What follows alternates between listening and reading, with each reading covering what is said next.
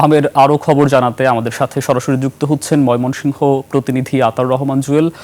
জুয়েল, নিশ্চয়ই আমাকে শুনতে পাচ্ছেন। জুয়েল, আপনার কাছে জানতে চাই যে এই মুহূর্তে আসলে ময়মনসিংহে হামের সংক্রমণ কেমন দেখছেন, চিকিৎসকরা কি বলছে, অভিভাবকদের কোনো অভিযোগ রয়েছে কিনা, আমাদেরকে বিস্তারিত জানান।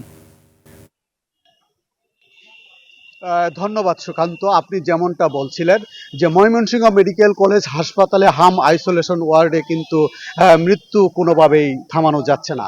প্রতিদিনই কিন্তু মৃত্যুর মিছিলে কিন্তু শিশুরা যুক্ত হচ্ছে। বিশেষ করে গত কয়েকদিন ধরে একের পর এক শিশু কিন্তু মারা যাচ্ছে। এতে করে অভিভাবকরা কিন্তু চিন্তিত হয়ে পড়েছেন তার সন্তানের চিকিৎসা সেবা নিয়ে। তবে হাসপাতাল কর্তৃপক্ষ যেটা বলছেন, বিশেষজ্ঞ চিকিৎসকরা যেটা বলছেন যে যে শিশুরা হাম উপসর্গ নিয়ে হাসপাতালে ভর্তি হচ্ছে তারা কিন্তু শুধু হাম নিয়েই চিকিৎসা অসুস্থ হচ্ছে তা কিন্তু না।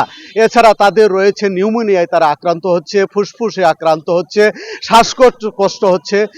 এই জন্য কিন্তু অভিভাবকরা কিন্তু ব্যাপকভাবে চিন্তিত হয়ে পড়েছেন শিশুর সুস্থতা নিয়ে।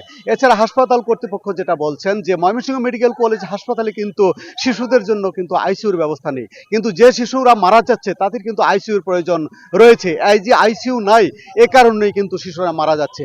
এ কারণে হাসপাতাল কর্তৃপক্ষ কিন্তু একটি উদ্যোগ গ্রহণ করেছেন যে ময়মনসিংহ মেডিকেল কলেজ হাসপাতালে পুরাতন ভবনের যে তিনতলা ভবনে কিন্তু একটি 5 বেডের আইসিইউর ব্যবস্থা কিন্তু তারা করে রেখেছেন। এখন শুধু প্রয়োজন বেড এবং ভেন্টিলেটর সহ অন্যান্য সরঞ্জাম যদি তারা পেয়ে যায় তাহলে কিন্তু তারা চালু করতে পারবে। এই কথা কিন্তু আমাকে হাসপাতালের পরিচালক জানিয়েছেন। এছাড়া হাসপাতালের যারা চিকিৎসা সেবায় নিয়োজিত আছেন তারা বলছেন তারা সাধ্যমতো শিশুদের চিকিৎসা সেবা দিয়ে যাচ্ছেন, কিন্তু প্রত্যেকটা শিশুরই কিন্তু অক্সিজেনের প্রয়োজন হচ্ছে, আইসিইউর প্রয়োজন হচ্ছে, সেই সুবিধা কিন্তু তারা দিতে পারছেন না। এই ছিল আমার কাছে ময়মনসিংহে হাম আইসোলেশন ওয়ার্ডে শিশুদের সর্বশেষ। জুয়েল, আপনাকে অসংখ্য ধন্যবাদ।